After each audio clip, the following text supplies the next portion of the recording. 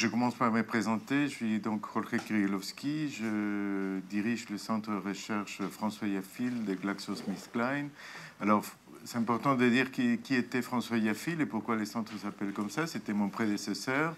Et c'est lui qui, avec Catherine Lassalle, que je crois qu'elle vient de partir, a en fait fondé la structure qui s'appelle l'EM Recherche, qui est finalement ce qui a donné lieu aujourd'hui à Harris. Et donc, voilà. Et donc, de formation, je suis biologiste, biochimiste, pour être plus précis.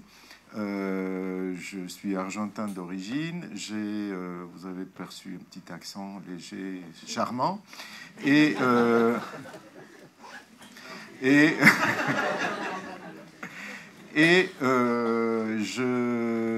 j'ai fait la plupart de mes études universitaires en Israël et je suis venu en France à l'Institut Pasteur pour faire un postdoc en neurobiologie moléculaire. Et puis un jour, j'ai répondu à une petite annonce dans les bulletins du CNRS à l'époque qui cherchait un chercheur pour un centre de recherche d'une boîte qui s'appelait Glaxo et qui cherchait quelqu'un spécialisé dans les secondes messagers. Et donc, je me suis dit, pourquoi pas. J'ai envoyé, je ne savais même pas ce que c'était l'industrie pharmaceutique, comment on trouve un médicament. Et j'ai répondu à l'annonce. Et voilà, depuis, je suis mal lié dans cette... Et je suis très content de l'être. Donc, aujourd'hui, je ne vais pas parler en tant que uniquement GSK. Je vais parler surtout en tant qu'Harris. Mais quand même, je vais vous donner... il y a un diagnostic que je pense qui est partagé par l'ensemble de l'industrie pharmaceutique sur la difficulté de nos jours qu'on a innové à apporter l'innovation thérapeutique au bénéfice des patients. Et je vais vous donner la réponse qu'a trouvé Glaxo, qui est devenu depuis GlaxoSmithKline, GSK, pour essayer de continuer à apporter l'innovation thérapeutique. C'était un modèle, évidemment, il peut y avoir d'autres, mais je vais vous donner donc celui que je connais le mieux, qui est le modèle des GSK. Mais donc, on va parler plutôt pendant une heure des problèmes d'innovation et les solutions possibles. Je pense que c'est, si vous voulez, je vous ai dit, j'ai commencé en 88, travailler dans le milieu industriel, dans un laboratoire pharmaceutique, et la réalité à l'époque et la réalité aujourd'hui n'a strictement rien à voir. Et c'est deux mondes complètement différents. Et nos métiers, même si le métier des bases est à peu près le même, la manière de penser aujourd'hui, ça n'a absolument rien à voir avec ce que j'ai connu au début et même ce que j'ai connu il y a 10 ans. Donc, typiquement aujourd'hui, la croissance dans l'industrie pharmaceutique, pour l'essentiel, vient des pays émergents. Hein, que ça, c'est pas une nouveauté, vous le connaissez. Mais ce n'est pas uniquement dans l'industrie pharmaceutique en général. Et aujourd'hui, vous avez deux grandes catégories de médicaments. Vous avez les génériques, hein, c'est les médicaments qui sont sur les marchés et qui n'ont plus de protection brevet, donc ils sont devenus accessibles d'une autre manière, à un prix inférieur. Ça, c'est le gros des médicaments aujourd'hui. Et puis, vous avez des produits de spécialité, c'est des produits très ciblés, qui vont à une forte valeur ajoutée et qui sont en général, entre guillemets, aussi très, très, très chers. Donc, cette évolution, on l'a vu dans les dernières années. Vous prenez l'exemple en 2010, vous aviez ici un premier bloc qui sont les produits qui étaient à l'époque les plus vendus, hein, en termes de chiffres d'affaires, c'est des milliards de dollars dans ces cas-là. Et c'est des produits qui sont génériqués à court terme. Et c'était déjà en 2010. Vous voyez que toutes ces quantités, je vous laisse faire le total, hein, un chiffre d'affaires, tous ces produits-là sont devenus ou deviendraient à l'époque génériques à court terme. Et puis à l'arrière, vous avez des produits, ce qu'on disait, des spécialités. Donc la plupart, c'est des anticorps monoclonaux qui... aucun d'entre eux ne replace un chiffre d'affaires, même la moitié, de celui qui à l'époque était le plus vendu, le médicament le plus vendu, qui est un anticholestérol, le Lipitor. Diapo suivante. Donc, une autre manière de voir la chose, c'est les produits qui, cette année en France, hein, c'est l'exemple français, sont généricables. C'est-à-dire qu'ils vont passer dans le domaine public. Et vous avez encore une fois le Lipitor, le Taor de Pfizer, chiffre d'affaires, et toute une série de produits qui a un chiffre d'affaires, ça représente, vous voyez, uniquement pour le marché français, des quantités très très importantes. Et si vous prenez par exemple le premier, le Lipitor, ça représente 30% à peu près du chiffre d'affaires actuel des Pfizer. Donc vous voyez un peu la problématique auquel ces laboratoires sont confrontés. Glaxo, OGSK a passé par la même chose il y a quelques années avec d'autres produits qui d'un seul coup se sont revus privés de leur chiffre d'affaires, une partie très substantielle de leur chiffre d'affaires à cause de la généralisation. Une autre manière de vous montrer la réalité, c'est quand on analyse un peu à l'avenir, les 5, enfin maintenant c'est les 3 prochaines années, les année par année, vous avez l'expiration des brevets et vous voyez la quantité, ce qui représente par rapport aux ventes totales la perte en brevet année par année, et vous voyez que c'est considérable, c'est quelque chose d'énorme. Ça, c'est la réalité économique, si vous voulez. De l'autre côté, il y a l'innovation elle-même. Et combien ça coûte aujourd'hui de développer un médicament? Je crois que hier soir, vous avez fait un jeu, un petit jeu. Vous êtes amusé à découvrir comment, enfin, voir comment on découvre un médicament et jusqu'à l'arrivée sur le marché. Mais ce qui est important, c'est voir combien ça coûte, ça. Et vous avez... Voilà, moi j'ai commencé à travailler dans l'industrie pharmaceutique en 88, par là. Ça coûtait à l'époque 200 millions de, je ne sais pas quoi, quelque chose, dollars, voilà, des dollars de développer un médicament. Aujourd'hui, excusez-moi, je me suis arrêté en 2003, mais c'est pire encore. Aujourd'hui, on considère que le coût global d'une molécule pour l'amener sur les marchés est de au moins 1 milliard de dollars ou d'euros, ou ce que vous voulez. Donc, non seulement elle est extrêmement coûteuse, c'est au moins 1 milliard de quelque chose, extrêmement longue. Hein, j'ai mis 10 ans, mais en fait, ça n'existe pas de développer un médicament, la plupart des cas en 10 ans, c'est plus vers les 15 ans, du moment qu'on commence un projet de recherche jusqu'à ce que cette molécule arrive sur le marché. Et puis, vous avez un autre composant, c'est que quand vous analysez les différentes étapes, depuis le tout début de la drug discovery jusqu'à la mise sur le marché, vous voyez la diminution en nombre de molécules. On commence par 5000, 1000 composés qui sont en phase de développement préclinique pour donner une molécule qui va arriver sur le marché. C'est-à-dire qu'il y a une perte dans les différentes étapes énorme. Donc, coût, longueur et risque. C'est-à-dire que quand vous commencez un projet de recherche, vous avez une chance sur 10 000 de réussir. Donc, c'est pas très encourageant quand même. En tout cas, c'est très risqué. Alors, est-ce que on s'est dit, mais pourquoi? Alors, en même temps, quand vous regardez les connaissances scientifiques de ces dernières années, ça a augmenté de manière exponentielle. Et vous avez, bon, les chiffres vous connaissez, vous avez, je sais pas, 30 000 gènes sur le génome humain, et vous avez uniquement entre 600 et 1500 considérés aujourd'hui comme cibles des drogues parmi ces gènes. Et malgré cela, vous n'avez que 120 cibles différentes qui sont affectées par les médicaments qui sont aujourd'hui sur le marché. Ça veut dire qu'en théorie, et ça c'est une théorie, vous avez beaucoup plus de possibilités de découvrir et de faire de l'innovation, en tout cas en théorie. Alors, ça c'est la théorie, mais la réalité est complètement différente, c'est-à-dire que vous regardez, donc ça vous avez les chiffres des coûts de développement des molécules, donc année après année, vous voyez, on est là en 2008, je ne sais pas quoi, bon, c'est pas ce que c'est comme unité, peu importe, on a dit 1 milliard de dollars par molécule, ou ça je pense que c'est le chiffre total de l'industrie pharmaceutique des coûts de développement, et vous avez en même temps les nouveaux médicaments qui sont arrivés sur les marchés. Donc, en théorie, vous voyez, il ne faut pas être un grand mathématicien pour voir que les deux courbes ne se suivent pas. C'est-à-dire qu'il y a une courbe qui augmente et il y a une autre courbe qui est stable, qui a eu un petit sursaut à un moment donné et paf, c'est revenu exactement comme dans les années 60. C'est-à-dire que malgré cette avancée des connaissances scientifiques, ça n'a pas permis d'apporter plus d'innovation pour les patients.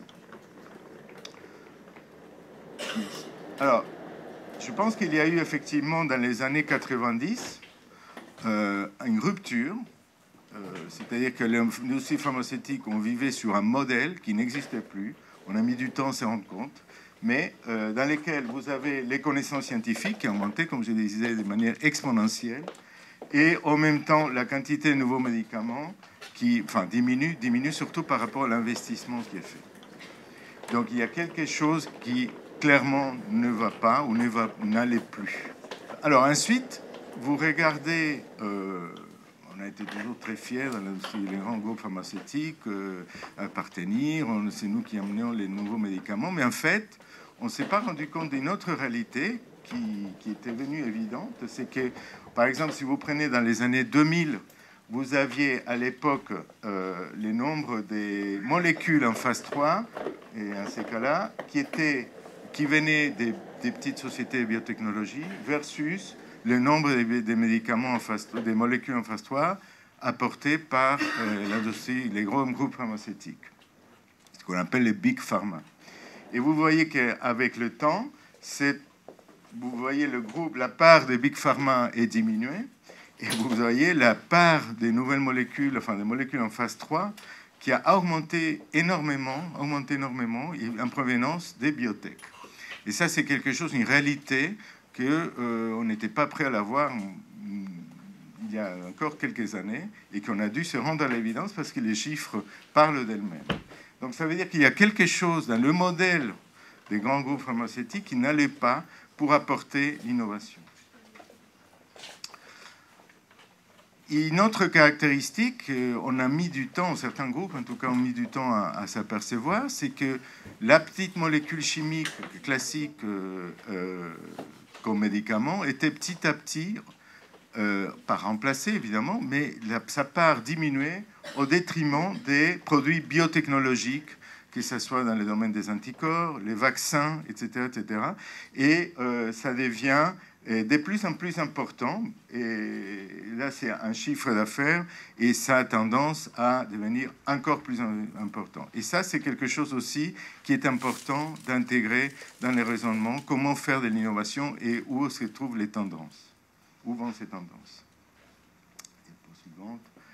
Donc, diapo pour résumer, donc perte de brevets et donc compétition des génériques, pas de renouvellement des portefeuilles des grands groupes pharmaceutiques, des cycles de recherche et de développement extrêmement longs, au minimum 12 ans, 15 ans.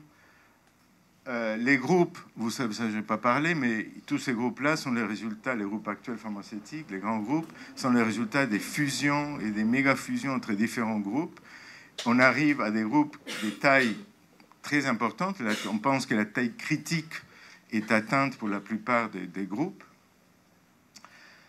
Et puis, un autre aspect qui est essentiel, mais dont je n'ai pas encore parlé, c'est les niveaux d'exigence des autorités de santé, qui demandent, évidemment à juste titre, un meilleur bénéfice de la nouvelle molécule, moins de risques et moins de dépenses. Les trois éléments, évidemment, sont justifiés et tout le monde peut les comprendre.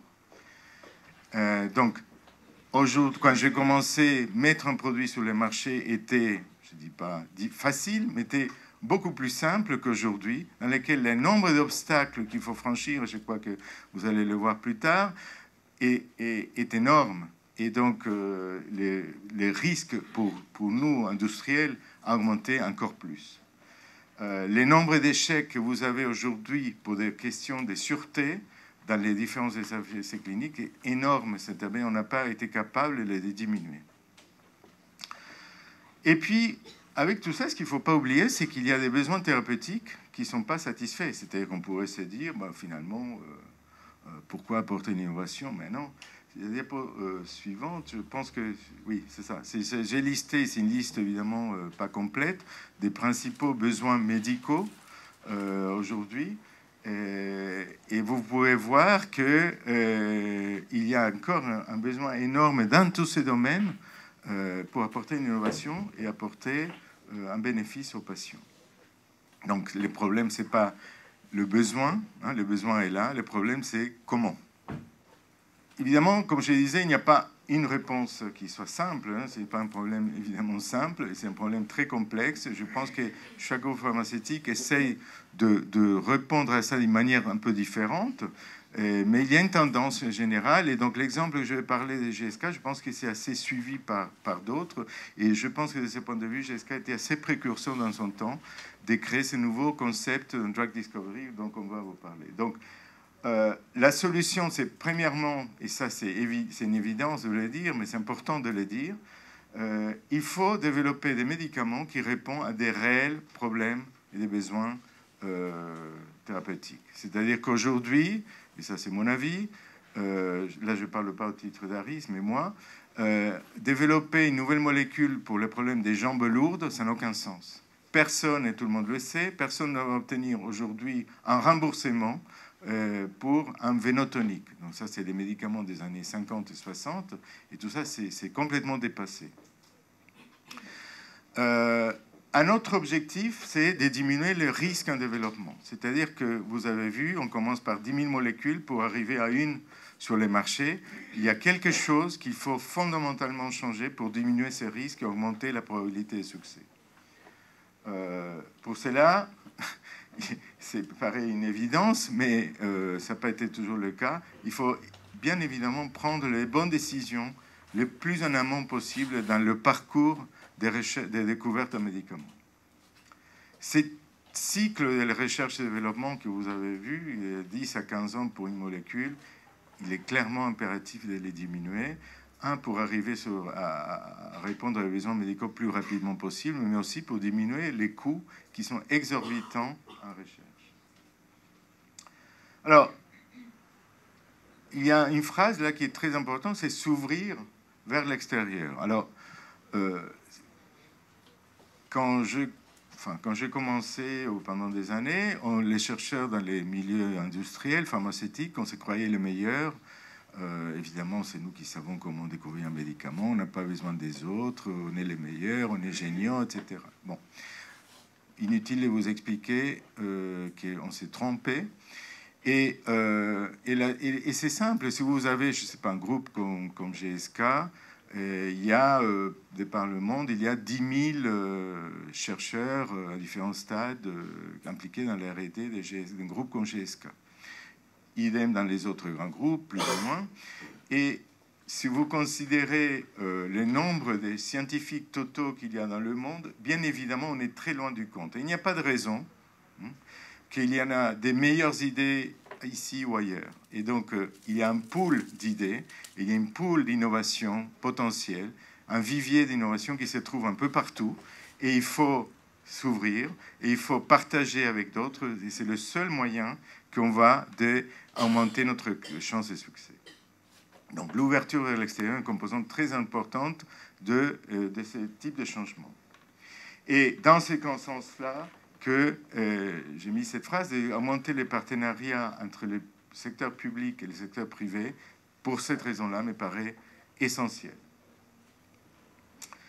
Et puis, il ne suffit pas de dire, oui, il y a des besoins médicaux, mais il y a aussi à dire, bon, quelle est la correspondance entre les besoins médicaux et l'innovation, enfin, les avancées scientifiques. C'est-à-dire, il y a clairement des domaines dans lesquels on ne comprend pas la science, et c'est pour ça qu'il y a échec après échec. Donc moi, dans mon centre de recherche, on a travaillé pendant longtemps, c'est un centre de drug discovery, et on a travaillé pendant longtemps, plus maintenant, mais on a travaillé pendant longtemps sur les hypolipémiants. Bon, tout le monde connaît les statines, qui sont des produits qui visent diminuer le mauvais cholestérol, l'LDL cholestérol. Et il y avait clairement un besoin, on le croyait à l'époque, qui était, il faut non seulement diminuer le mauvais cholestérol pour diminuer la mortalité cardiovasculaire, et la maladie cardiovasculaire, mais il faut aussi augmenter le bon cholestérol ou le HDL cholestérol. Donc c'était une évidence. Mais force est de constater aujourd'hui que c'est pas possible. Il y a quelque chose qu'on ne comprend pas. C'est-à-dire que tous les essais cliniques, les uns après les autres, visant à augmenter les HDL cholestérol, se sont soldés par un échec, par des produits qui, dans les meilleurs des cas, n'étaient pas n'améliore pas la mortalité, enfin, ne diminue pas la mortalité due à des accidents cardiovasculaires, et dans certains cas même l'augmente. Donc quelque chose dans dans les concepts scientifiques était erroné, et ils nous ont induit en erreur à tous les groupes qui ont investi des milliards et des milliards dans ces axes de recherche. Ça veut dire qu'il faut aussi, à un moment donné, se dire, est-ce que tel domaine thérapeutique est accompagné de suffisamment de compréhension scientifique pour que ça vaut la peine d'investir et avoir une probabilité de succès accrue. Et c'est ça qui est très, très important de comprendre.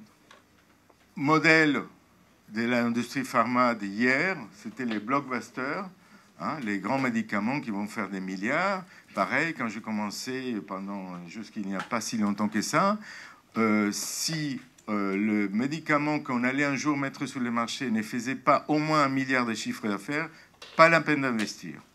Bon, cette période-là est complètement révolue, puisqu'on on est passé de ces traitements ciblant des populations larges, hein, donc l'exemple type c'est les statines ou les antihypertenseurs, etc., à des coûts de traitement relativement faibles, vers des médicaments aujourd'hui et demain, mais aujourd'hui déjà, à forte valeur ajoutée pour les patients, très innovants, avec une thérapie beaucoup plus ciblée par sous-groupe des patients, c'était des populations plus étroites, avec des coûts de traitement qui sont beaucoup plus élevés qu'avant, c'est vrai, parce que beaucoup plus difficiles. Et l'autre tendance, c'est cette ouverture vers les partenaires extérieurs. Diapositive suivante. Alors, donc là, je vous disais, je vais vous donner la réponse qu'a trouvée GSK pour essayer de faire face à tous ces enjeux. C'est un modèle que je trouve exemplaire, et pour l'avoir pratiqué de l'intérieur, et pour avoir vu la différence entre le modèle de R&D, de drug discovery qu'on avait avant, et celui qu'on a aujourd'hui. Le modèle est basé sur le principe de faire... de prendre en compte justement cette réalité, pourquoi les biotech, les sociétés biotech ont mieux réussi ensemble que les sociétés, des grands groupes pharmaceutiques. Et donc, on s'est organisé chez GSK de la manière suivante. D'abord, un centre d'excellence par vraiment domaine thérapeutique. Ça, c'est pas, on n'est pas le seul, hein, c'est la plupart des groupes sont organisés comme ça. C'est-à-dire développer une expertise dans un domaine thérapeutique. Sortir, aussi, c'est pas indiqué ici, mais sortir des domaines que sont considérés extrêmement à risque, puisqu'on ne comprend pas bien la science derrière, et il est trop tôt pour investir tant qu'on n'ait pas compris la science. Donc, typiquement, c'est un exemple, mais ça, c'est chaque groupe a sa stratégie. GSK a décidé, il y a quelques années déjà, de se désinvestir, désengager du domaine de la psychiatrie.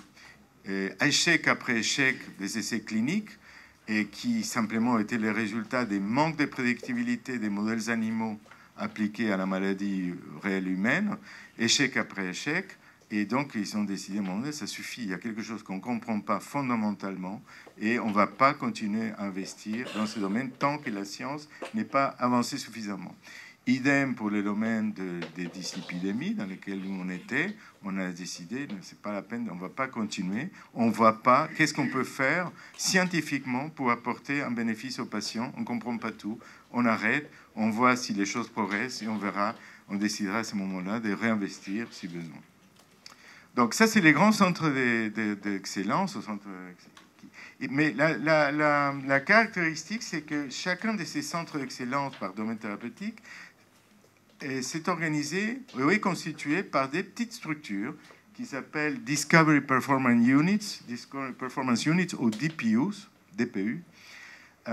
C'est quoi? C'est des petites structures qui sont autonomes, qui sont tous colocalisés, c'est-à-dire que dans nos grands groupes internationaux, vous aviez peut-être un groupe des chimistes en France travaillant avec un groupe de biologistes aux États-Unis et le développement clinique qui se faisait, qui était drivé par l'Angleterre. Bon, des groupes un peu dispersés qui facilitent pas les échanges, qui facilitent pas les synergies et voilà. Donc, ça va considérer une déperdition d'énergie assez importante. Ouvert vers l'extérieur, hein, plutôt que vers l'intérieur, ouvert vers l'extérieur, et on va en parler un peu plus. Responsable, alors j'ai mis entre parenthèses le mot en anglais qui est accountable, qui n'a pas exactement le même sens qu'en anglais, que responsable en français, c'est-à-dire que c'est un peu plus que responsable, c'est-à-dire que se sentir impliqué et à fond dans le truc et s'approprier de la chose plutôt. Focaliser sur un domaine scientifique très précis, est composé d'une petite taille de scientifiques, c'est-à-dire maximum 50 scientifiques, certaines de ces structures même étant presque virtuelles et travaillant exclusivement avec des partenaires extérieurs. Composé pour la plupart par ces 4 catégories essentielles des scientifiques, les chimistes, les biologistes, les pharmacocinéticiens et les cliniciens, et qui sont responsables de tout le processus de drug discovery que je pense que vous avez vu en partie hier soir dans les jeux. C'était depuis la décision sur quelle cible on va travailler, hein, jusqu'à la preuve de concept chez l'homme en phase 2. Voilà, responsable de tout cela. Et donc, avec un modèle innovant en termes de financement. C'est-à-dire que chacune de ces structures doit présenter un business plan, exactement comme une biotech, qui doit avoir son business plan et aller voir des investisseurs pour demander des fonds, mais exactement la DPU et ont ce type de modèle. C'est-à-dire qu'ils préparent un business plan pour 3 ans, par exemple, ou pour 2 ans, ou pour 4 ans, ça fonction du domaine, et puis va aller à un board interne chez GSK qui est intéressant parce qu'il est composé à la fois des décideurs de la R&D de GSK, mais aussi par des investisseurs extérieurs, puis qui ne sont pas là en tant qu'investisseurs, mais ils sont là pour donner leur avis, si c'était leur argent, est-ce qu'ils investiraient ou pas. Et aussi par des experts des autorités de santé ou scientifiques d'excellence dans certains domaines. Donc ce board décide, voilà, ce DPU va être financé, ils ont demandé tant, on leur donne tant, on leur donne moins, on leur donne encore plus. On est d'accord avec la stratégie ou on n'est pas d'accord. Et si on n'est pas d'accord, on ne finance pas, on finance moins, etc. Et donc, rendez-vous dans 3 ans, c'est-à-dire on nous donne de l'argent, faites ce que vous avez dit que vous alliez faire, et on se voit dans 3 ans, et on va revoir la copie. On va voir quels ont été les résultats, qu'est-ce que vous proposez pour un nouveau cycle, est-ce qu'il faut s'adapter, est-ce qu'il faut changer, est-ce qu'il faut augmenter ou disparaître carrément. Et il y a eu beaucoup de ces DPU qui, au bout de 3 ans, ont disparu parce qu'eux-mêmes n'ont pas pu délivrer ce qu'ils avaient dit, ils croyaient qu'ils pouvaient délivrer. Et ça, c'est un changement de mentalité très, très, très important parce que, et l'intérêt aussi de la chose, c'est de dire, bon, voilà, on peut dire, on n'a pas peur de dire, écoutez, on va arrêter parce que vraiment, on va nulle part. Pourquoi on n'a pas peur? Parce qu'ils ont fait ça de cette manière que ce n'est pas les postes qui sont en jeu. C'est-à-dire que ce n'est pas parce qu'on dit on ne va pas continuer dans ce domaine-là qu'on perd l'emploi. Parce que souvent, c'est la crainte. On dit, mais voilà, ce qu'on a dit qu'on allait faire, on n'a pas pu le faire pour telle et telle raison. Si on ne voit pas des perspectives, la crainte, c'est qu'on perd nos emplois. Et bon, finalement, ils ont fait la chose de telle manière. C'est pas parce qu'un DPU disparaît que les gens individuellement perdent leur emploi. Au contraire, ils sont redistribués dans de nouveaux DPU, de nouvelles activités. Et ça, c'est très important. C'est-à-dire dissocier la prise de risque business de la prise de risque individuelle. Mais en même temps, évidemment, tout le monde veut réussir et tout le monde veut réussir ce qu'il a dit qu'il avait dit et il avait réussir. On va délivrer telle chose, mais on a intérêt à le faire. Bon, donc ça, c'est un peu résume la structure des GSK avec les différents domaines thérapeutiques Et vous avez donc là, les grands domaines thérapeutiques. Et puis, chacun de ces petits trucs représente un DPU. Donc, il y a des fonctions des domaines, il y a des DPU plus ou moins importantes. Enfin, plus ou moins un nombre de DPU. Vous avez toute une structure intéressante qui est constituée de petits DPU qui constituent un conglomérat des différentes activités. Donc, il y a un DPU, par exemple, qui se base, que je l'ai mis ici, partenariat académique. Donc, c'est un DPU virtuel avec très peu de ressources internes, mais tout ce qu'ils font, c'est développer des médicaments, des molécules avec des partenaires extérieurs académiques. C'est leur mission, partout dans le monde. Vous avez un DPU qui s'appelle virtuel, comme son nom l'indique. Ils ont un modèle différent de DPU, c'est-à-dire qu'ils ont très peu de ressources. Il y a un patron de la biologie, un patron de la chimie, un patron de la pharmacocinétique, le chef, et un patron de la clinique. Et puis, ils sous-traitent, ils font des choses avec des partenaires extérieurs ou sous-traitance carrément. Etc., etc., etc. Et vous avez aussi un DPU qui maintenant fait partie de ces conglomérats, qui est maladie rare. Alors pareil, il y a des années, comme je vous disais, si vous ne faisiez pas avec votre molécule 1 milliard de chiffres d'affaires au moins, vous êtes un crétin. Bon, évidemment, avec les maladies rares, tout le monde sait qu'on ne pourra pas faire des milliards, et ce n'est pas l'objectif. Mais on pense que c'est très important d'investir dans ce domaine. Il y a énormément d'opportunités scientifiques. Vous savez que beaucoup de ces maladies rares, c'est des maladies monogéniques. Donc, on comprend précisément quel est le mécanisme de la maladie, à la différence des maladies multifactorielles, comme les maladies cardiovasculaires, métaboliques, oncologie, etc. La plupart des maladies rares sont monogéniques. On comprend les mécanismes, c'est plus facile d'imaginer comment traiter la maladie et on a plus de chances de succès. Et puis, beaucoup de ces maladies rares qui sont dévastatrices, et on pense qu'on a un rôle à jouer au service de la communauté, mais en plus, derrière, c'est de dire, bon voilà, telle molécule, dans tel mécanisme, on a beaucoup plus de chances d'aboutir et de prouver le concept dans une maladie rare, puisqu'il est plus simple du point de vue physiopathologie. Et ensuite, essayer de cette même molécule, voir est-ce qu'il y a une possibilité d'appliquer, mais pas obligatoirement, dans une maladie plus répandue. Donc ça, c'est aussi un concept différent. Il y a, vous voyez, toute une unité qui fonctionne à Madrid, en Espagne, qui s'occupe des maladies négligées. Ils ont trois axes essentiels, malaria, tuberculose et toute une série de parasitologies, des parasites, leishmania et autres.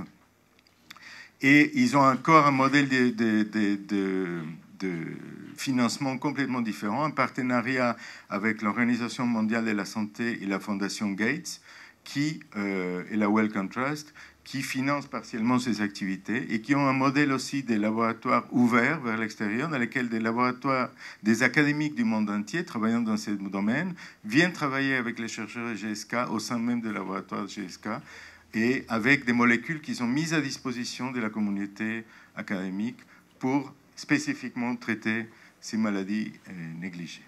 On arrive un peu à la conclusion. Donc, c'est le message, c'est qu'on a un modèle maintenant qui est différent, qui se base sur différents modèles. Donc, le Open Innovation, par exemple, c'est l'exemple que je viens de vous citer à Madrid avec les maladies négligées, et avec les laboratoires, des académiques qui viennent travailler dans les laboratoires. On partage le risque, c'est-à-dire que aujourd'hui, quand on va voir les académiques pour établir des collaborations, le modèle de dire, bon voilà, on vous file 50 000 euros et vous financez une thèse ou je ne sais pas quoi, et on verra ce que vous faites, ça n'existe plus. Enfin, on les fait pratiquement plus ou très peu. Ça ne marche pas comme ça.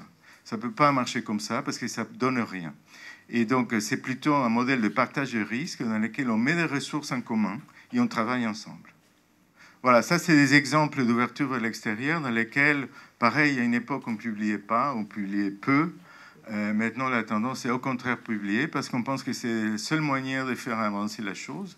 On publie et en retour, on va avoir une réaction de nos publications, on va voir d'autres publications, on se fait connaître, on attire des bons chercheurs, des bons scientifiques et on a intérêt à partager nos résultats avec le monde extérieur.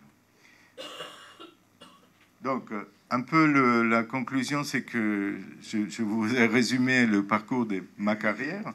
On est commencé d'un modèle centralisé et dans lequel tout se faisait en interne, vers un modèle plus ouvert et moins centralisé.